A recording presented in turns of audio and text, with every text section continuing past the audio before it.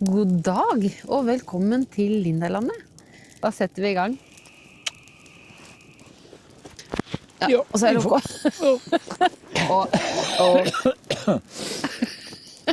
Ohoi! Da kan vi tørke vennen litt da. Oi, kjære. Ja, kom hit, du. Nei, kjære. Kom hit, venn. Man må ikke gi leketøy til kvinner. Hadde vi hatt telefon, så kunne vi jo googlet. Ja, vi har jo ikke telefon med oss i skogen. Nei, vi har ikke det.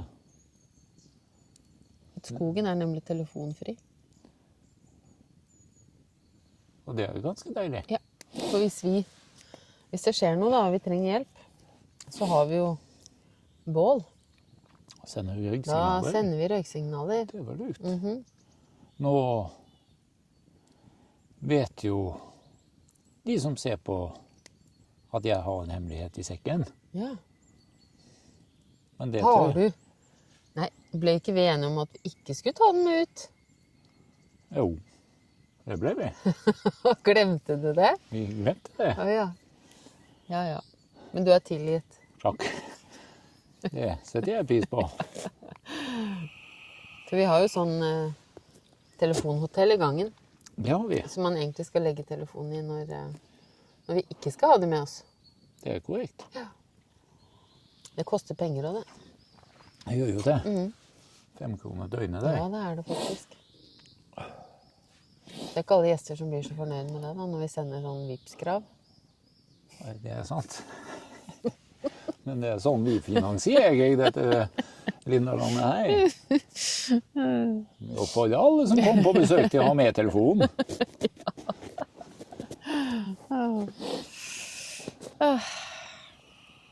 Du hadde jo glemt å ta på dine raske briller. Da ringer vi også. Nei, men, skulle du ikke ha med telefonen?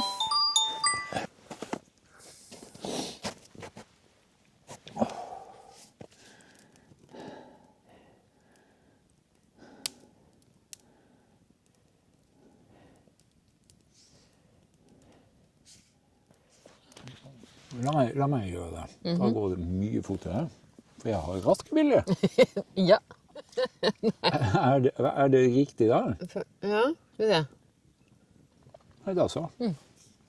Hvorfor har du pølsen min? Det sier jeg ikke.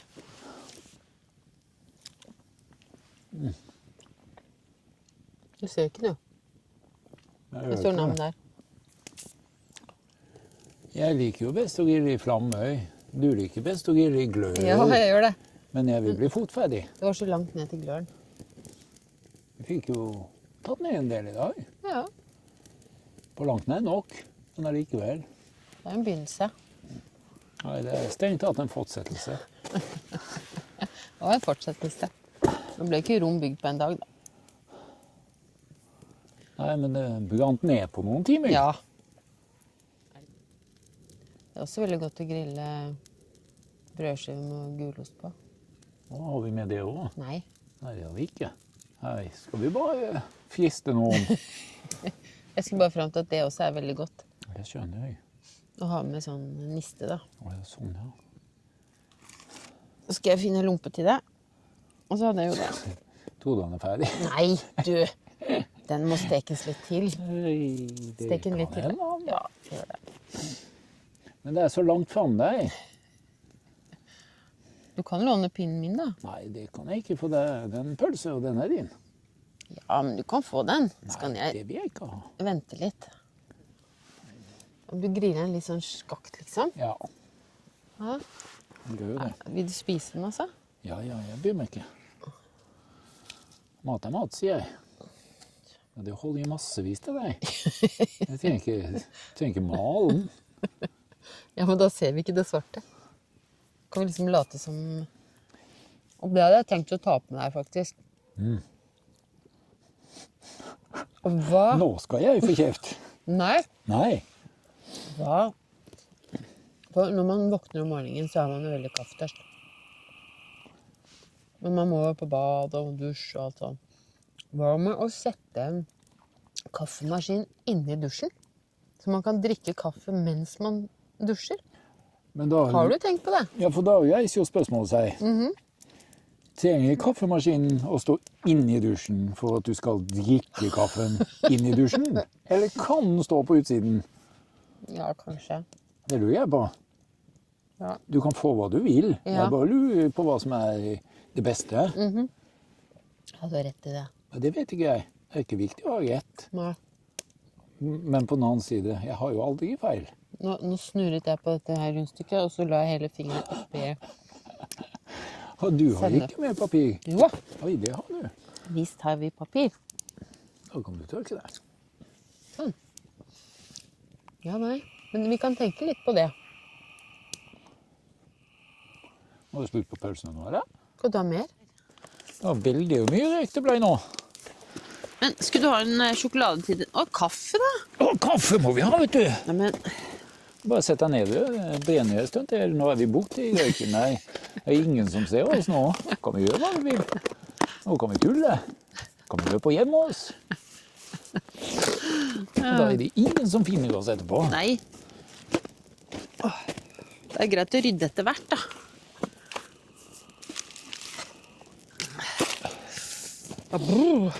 Det ble jammen meg litt kaldt. Ja, det ble det. Jeg tror det skulle fryse på igjen i natt. Jeg kom på at vi må jo opp og slakte han også. Oi. Vi. Hva var det? Oi. Ikke bare skru den av det. Hva var det? Er det den Denne skal jo sitte på. Sitte på hva? Den. Jeg tror den skal være sånn. Ja. Det var ikke verre enn det. Nei, det var ikke verre enn det. Skal jeg helle oppi til det her? Jeg trodde sånn militærtermoser skulle vare en stund, ja. Det er ikke militærtermos bare for den er grønn. Jo. Det er det vel? Vi må være så på slakta av hanen. Ja, vi må slakte hanen. Hvorfor må vi det? Lurer det kanskje på? Hvorfor må vi det, Linda? Ja, altså for det første så slåss den jo med han andre hanen vi har. Det er en ting. Og så begynte den å yppe med meg. Det gjorde han. Jeg skjønner ikke hvorfor jeg var sånn stor trussel, men så tok jeg fanget han ja, og klappet han litt. Holdt den lenge og nikoste med den. Og da var han litt satt ut en liten stund. Ja, han var det. Men så begynte han å yppe med deg. Han gjorde det. Så Og jeg nå- gidder ikke kose med en hane, så da tar vi den ut. Ja. Så da fant vi ut at da tar vi han, og så kan alle gå sammen igjen. Det er jo mye koseligere. Og det er helt sant, det. Og da kan Ordentlig, han, dette er sort Minorca, det vi snakker om nå. Vi har 2 haner av dem. Den ene måtte vi ta ut i høst, for den var helt gal. Og Ja, nå har han her begynt også. ja. Så det kan ikke vi ha noe av. Så sort Minorca høner, de beholder vi så lenge de lever i. Så lenge vi lar dem leve. Og så kjøper vi aldri svart Minorca igjen, for vi synes ikke de, eller sort Minorca heter det. Vi synes ikke de var noe, de er slemme med hverandre også. De Jeg vet hønene. det var det. Det er ikke noe fin rase, det. Syns vi da. Og så er det andre som syns de er veldig fine, og det er lov, det. Dette er bare vår erfaring. Skal du ha sjokolade, eller? Den kan du kose deg med alene. Skal du få lov til. Vær så god. Å nei. Jeg spiser opp alt dette alene.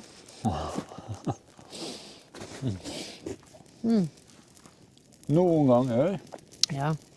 så skulle jeg ønske jeg var yngre igjen, men så går det over.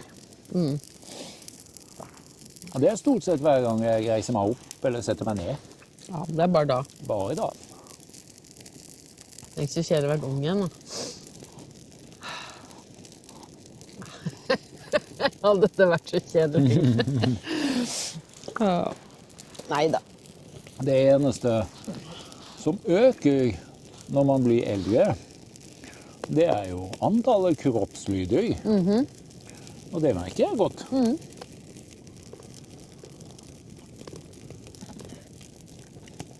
Jeg òg.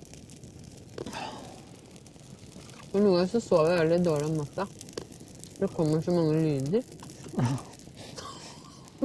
Av meg eller deg? Ja, der. Ja. Og det beklager jeg.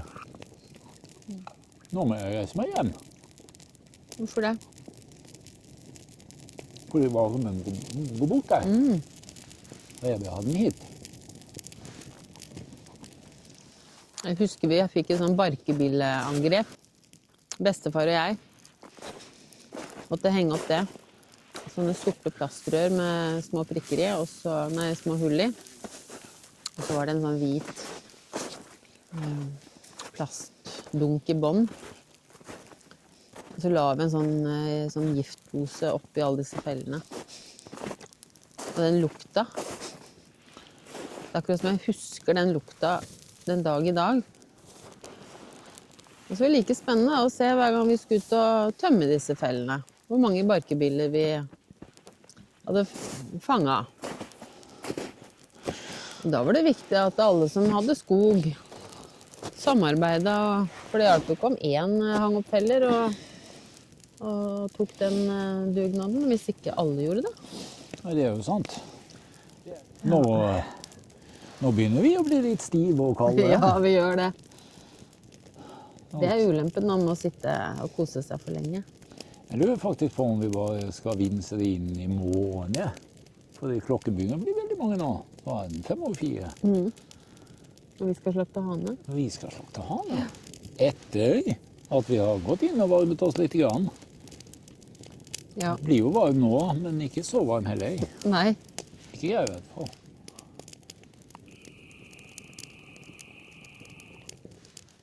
Jeg måtte lære meg å kjøre traktor da jeg var 9 år gammel. Hvilken traktor var det? Husker du det? Det var en Massey Ferguson 165. Var det bestefaren min sin? Ja. Ja. Men det var en ganske stor gård, det var det ikke det? Jo.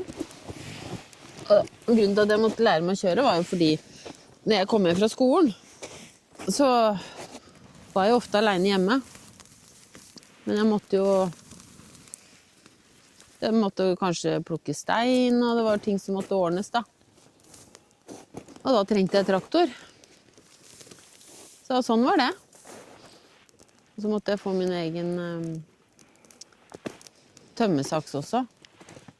For den gangen så måtte vi jo bygge tømmerlunder for hånd. Og da, jeg fikk lov å løfte i den lette enden da. Og bestefar tok den tunge. Ja. Det hadde vært rart hvis det var omvendt. Det vil jeg si. Ja, men det kunne ha vært. Det kunne ha vært. Men kanskje ikke med din bestefar. Nei, ikke det. Nei. Han hadde jo greid å løfte de stokkene alene, og han da. Ja, han var en bamse. Ja, han var sterk. Så der var du og mormor og bestefar og mamma. Ja. Og det var fint, det.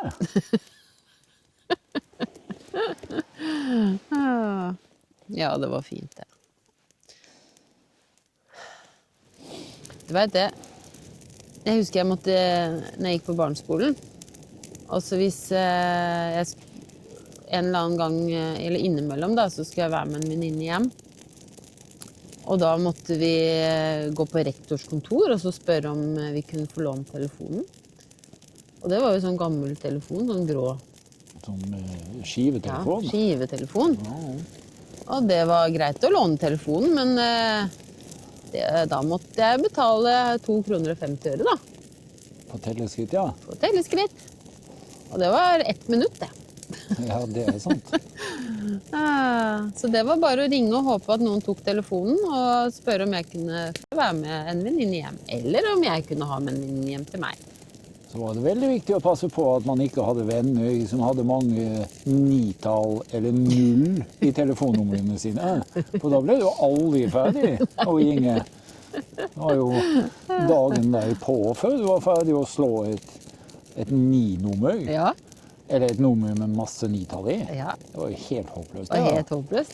Det beste var å ha kompiser, eller venninner, hva du vil kalle dem, som hadde mest mulig 1-tall og 2-tall og 3-tall i numrene sine. Ja. For det gikk fort. Eller at man bodde ved siden av dem da. Det var det beste. Og det gjorde ikke jeg. Det gjorde ikke du, for du Det var bodde vel- på en bondegård. Det var var det nå vi skulle gå? Jeg tenkte det, men jeg tenkte vi kunne begynne opp her først. Og det er jo ganske mye igjen å brenne. Ja, det er jo det. Det er jo en hel skog her. Vi kan gå opp. Det går bra det. Vi kan jo rydde litt. Vil du dra meg opp? Jeg kan dra deg opp. Åh, Oi. ah.